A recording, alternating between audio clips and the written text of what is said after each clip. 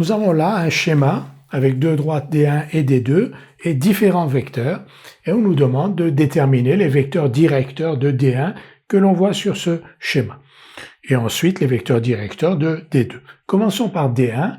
Donc on nous aide un peu puisque les vecteurs correspondant à D1 sont en rouge, mais c'est une manière de nous entraîner. Donc d'abord, on a deux points A et B sur D1, donc le vecteur AB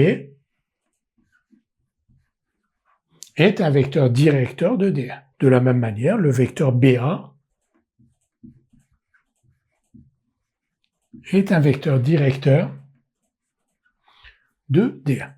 On pourrait dire que 2 fois AB, 3 fois AB, lambda fois AB de manière générale, lambda étant un nombre réel, sont des vecteurs directeurs de D1, mais on va s'en tenir aux vecteurs que l'on voit sur le schéma.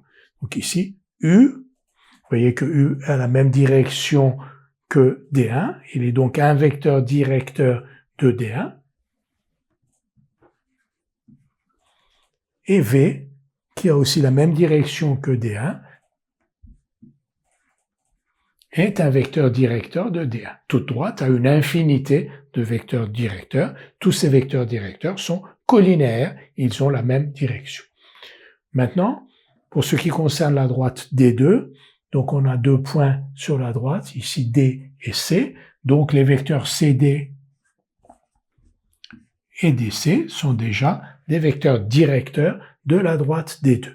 Ensuite, on a ce vecteur T qui a la même direction que D2, qui est aussi un vecteur directeur de D2, et ce vecteur-là, W, qui a la même direction que D2 et qui est donc un vecteur directeur de D2.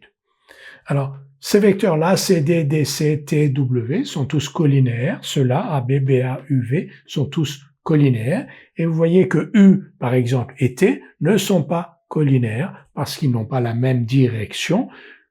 D1 et D2 ne sont donc pas parallèles. D1 et D2 sont séquentes, comme on le voit ici. Leurs vecteurs directeurs ne sont pas collinaires.